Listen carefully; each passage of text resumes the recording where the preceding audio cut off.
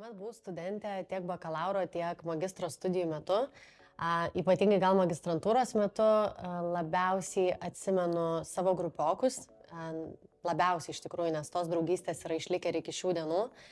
Ir, iš tikrųjų, magistro studijų metu buvo tokia galimybė sutikti draugų iš viso pasaulio, iš įvairiausių šalių. Todėl labai džiaugiuosi, kad tos draugystės iš tikrųjų yra išlikusios ir iki pat šių dienų. Kalėdos man turbūt kaip ir daugumai asocijuojasi su buvimu su šeima, nes tai yra toksai metas, kuomet be sąžinės graužaties gali uždaryti visas negandas, darbus palikti ir tiesiog būti su mylimiausiais žmonėmis. Ir man ypatingai tai asocijuojasi su monopoliu, su stalo žaidimu, kuris suburia visą šeimą ir įvyroja visokios emocijos.